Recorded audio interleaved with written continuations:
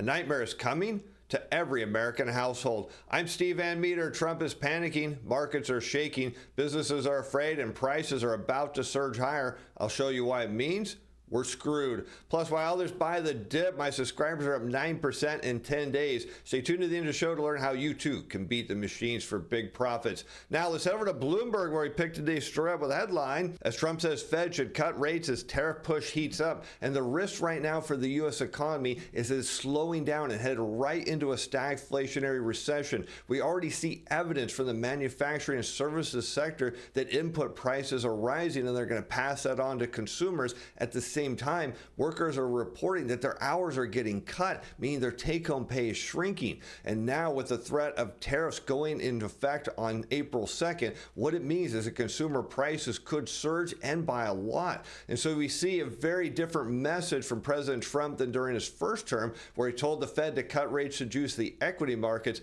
This time he's telling them to cut rates because he's concerned that the U.S. economy could be at a tipping point, and if he gets it wrong, could send us plunging into a massive recession.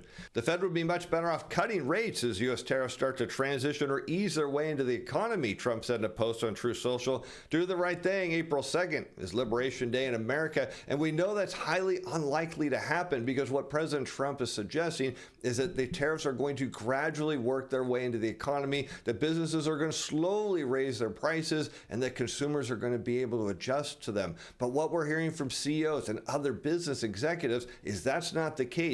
That if prices go up, they're going to raise prices as well to defend their margin. And what that means is we could see a massive sticker shock coming, sending consumer prices higher and the U.S. economy right into a stagflationary recession. And we can see evidence of that looking back at the last 3 recessions. As we take a look at the consumer price index in blue against total income of production and non-supervisory employees, that's shown in red. And let's go back to the late 1980s, because what happened? Consumer prices headed higher. At the same time, income growth slowed, went right into the 91 recession. In 1998, we saw consumer prices rise, and while income growth was running at a steady clip, if workers did not see the benefits of higher consumer prices, it led to a decline in demand, and all of a sudden we're right into the dot-com bubble. And in 2006, energy prices sent the CPI higher. At the same time, workers were seeing their paychecks slowly shrink. What happened? The global financial crisis. And let's look where we're at now. We already know workers are saying they're getting less hours. Many of you mentioned that in the comments, and the tariffs are threatening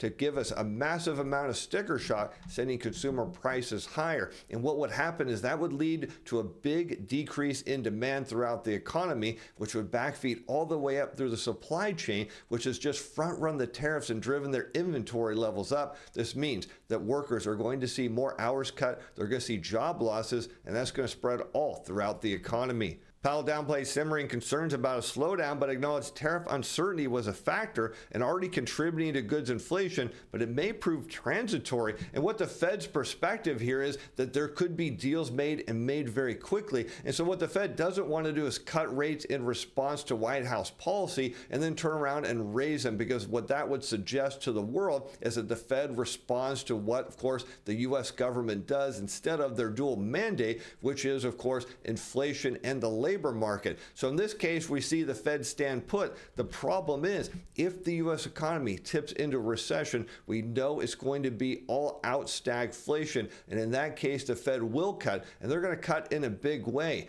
Now, if you're concerned that this is going to lead to rising prices, well, it's going to have the opposite effect.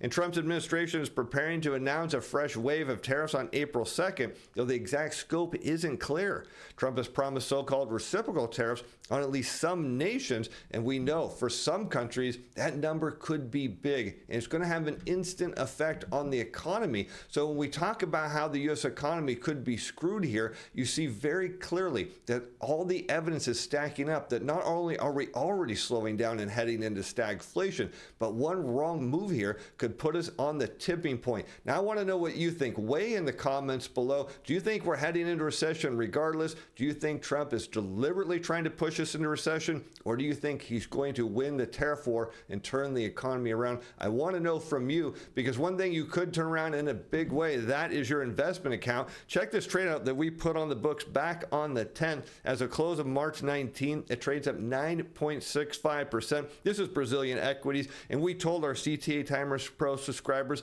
to buy on the open because we saw a discrepancy in machine positioning, one that would lead to big profits. Here you can see it cashing in big. Now, if you want to know how to do this, stay tuned to the end of the show. Hit the links in the description and grab the coupon code for a free 30-day free trial. Because the risk the U.S. economy is facing, and the big reason President Trump wants the Fed to cut rates, is to stoke consumer demand. Let's take a look at the consumer price index, again shown in blue, against real retail sales. That's inflation adjusted. And let's look back to what happened in the early 2000s. We saw inflation rising, but remember, income growth was slowing. Consumer demand had to go down because paychecks didn't go as far, and that meant retail sales headed lower. You can see that happening going into the global financial crisis. And so what that means for us now, after 3 years of largely negative real retail sales, is if consumer prices go higher and income growth continues to slow, it means there's going to be a big decline in retail sales. And at the same time, what are we seeing? Massive inventory building is setting up not only a disinflationary shock, but a potential deflationary shock as we head into a nightmare scenario or stagflationary recession. The public pushback on interest rate comes as Trump White House tries to make the case for stiffer tariffs amid a mixed economic picture in the U.S. In a sense, what he needs is the Fed to cut rates here to stoke consumer demand, particularly for American goods. That's his objective here. So that gives him some staying power in the tariff war to say, look, I'm going to put these walls up and you're going to pay, or you're going to come to our table and negotiate. But if you're unwilling to, it's okay, because our central bank cut rates. Look at what's happening in our economy. Consumers are out spending more and buying American goods. So if you want to make a deal, let's talk. But the case here, the Fed not budging at all, and since, as I mentioned in yesterday's show, a massive policy mistake is imminent. Inflation has not abated as much as American consumers would like. More importantly, their incomes haven't kept up pace. That's what they'd rather see. High interest rates are squeezing the housing market, and economists now see economic growth slowing in the upcoming months, meaning that the political elites, the central bankers, are telling us they see stagflation on the horizon. And again, they sit on their hands and do absolutely nothing. But if you're worried about the Fed causing inflation, when many of you mentioned in the comments from yesterday's show, let's take a look at the consumer price index in blue against the federal funds rate in red. And what we can see going back to the 80s is the Fed tends to cut rates ahead of disinflationary pulses. You can see they started cutting rates, and what happened, inflation went down. You can see in the late 80s they cut rates, and while inflation did go up, it proved to be transitory as it came plunging back down. And around 2000, the Fed started to cut rates, and shortly thereafter inflation came down. And even going the global financial crisis, the Fed was cutting rates. Energy prices sent the CPI index up a little bit more before it came crashing down right into deflation. In fact, the only time we see the Fed cutting rates and inflation heading higher was actually going into the pandemic, and ultimately we'll never know what would have happened without the pandemic. So for those worried that cutting rates will lead to inflation, well, history says the Fed is reactionary to the economy. They don't actually predict what's going to happen. They're going to wait to see the labor market fall apart. That will lead to them cutting rates, and when that happens, well, you get disinflation in a big way. I don't think I should be allowed to order it, but I think I should have the right to put comments as to whether the interest rate should go up or down, this Trump said back in October. Many of his top economic advisors, however, argued that the Fed must remain independent to preserve people's faith in the U.S. economic system and the markets. Now, I, for one, have no faith in the Fed at all, but I'd love to know from you, do you believe in the power of the Fed or do you not? And should a president have control over the interest rate market? Should they be able to override a Fed decision? Love to know what you think. Weigh in the comments below, because the risk is that we see a massive unwind in the labor market. That is a nightmare scenario, my friends, as U.S. jobless claims now hold steady at the low level in a solid jobs market. Well, solid for the moment. Initial claims increased by 2,000 to 233,000 the week ending March 15th. Continued claims, a proxy for the number of people receiving benefits, rose to 1.89 million in the week ending March 8th. And continuing claims is really what we're more interested in, because even if initial claims stay relatively low, we know throughout history that if continued claims rise, initial claims will eventually catch up to them, because what happens is you put enough people on unemployment, drive their income down, well, their spending goes down, and eventually it back feeds into the economy. But what I'm more interested in is in why people are getting stuck on unemployment. It's because the economy isn't as strong as everyone says. And still, policymakers are watching for any signs of a meaningful increase in layoffs, because it's taking longer for unemployed to find another job, Powell said. So again, Powell's seeing a slowdown in the labor market. He admits very clearly that the economy is slowing down and that tariffs are going to cause prices to go up. My friends, that is the exact definition of what's called a stagflationary recession. And all he's saying is we're headed right into it. And you can see the evidence is clear, because if prices go up and income growth slows, we know that retail sales are going to go down. And look what happens to continued unemployment claims, as we see now in red. When that happens, they go higher, right into the stagflation recession of the dot-com bubble. And again, they rise right into the stagflation recession of the global financial crisis. And it makes perfect sense, because as retail sales go down, well, you don't need as many workers, not just at the retail level, but in transportation, at the factory, and the supply chain, everywhere across the board. You don't need them, and that's why people hit the unemployment line and get stuck there. And that's my concern right now. We're seeing people get stuck on unemployment. And if you're one of those people, I'd love to hear from you in the comments. Are you struggling to find work? Have you given up? What is your perspective on the labor market? Wait in the comments below, because let's take a look at the effect of what would happen if the Fed cuts rates into a slowdown. Because here's what President Trump wants. He wants the Fed to cut rates. He believes it will stoke demand. But again, when you start to realize the Fed reacts to the economy, they don't anticipate it. Look back what happens in 2000. Real retail sales are clearly decelerating. The Fed starts to cut, but it doesn't have any impact until we're deep into the dot-com bubble. How about the global financial crisis? The Fed cuts all the way down to zero, and look what happens to real retail sales. They're plunging all the way down with it. And how about where we're at now? Well, the risk is if the Fed cuts rates, many people think, well, it'll stoke demand. It'll cause inflation. But history says it'll do just the exact opposite. In fact, it won't have any effect on the economy, because here's what I want you to think about. Those 1.89 people that are on unemployment, guess what they can't get right now? A loan. And that's why rate policy doesn't matter when things are unwinding. As I mentioned, it can be the case it's appropriate sometimes to look through inflation if it's going away quickly without action by us, if it's transitory. So again, Powell's suggesting here that he believes that there's going to be a lot of negotiating done in a very short period of time, and these tariffs are going to come back down, meaning the inflationary pulse from them is going to get reversed. He called that scenario the base case, but then Ed saying officials really can't know if the effect will be temporary. Well, they do know, because they admitted it in their actual policy statement. And when we look at what the media is saying, here you can see this headline: stagflation.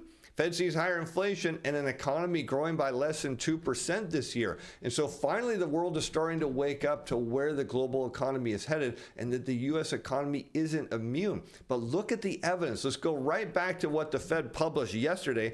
These are their economic projections by Federal Reserve Board members who allegedly don't really know where the economy is going, but projected in 2025 that real GDP was going to slow down, that the unemployment rate was going to rise, and that inflation was going to go up. So what they said is more American households are going to face rising employment, higher prices, and less growth. And that's not what it takes to have a great rebound in the economy. What that's telling us is a nightmare scenario. It's saying we're screwed and that we're headed right into a stagflationary recession. And what I want you to see is the policymakers here are doing absolutely nothing. And that indeed, President Trump is worried. If he gets this wrong, well, that's the tipping point. And now you can see why he's calling the Fed to cut rates. Because let's take a look at the real economy as Darden restaurant sales disappoint, as Olive Garden and Longhorn Steakhouse miss expectations. But check this out. The CEO says even if consumers say they're feeling less optimistic, we haven't seen a huge correlation between that and dining out.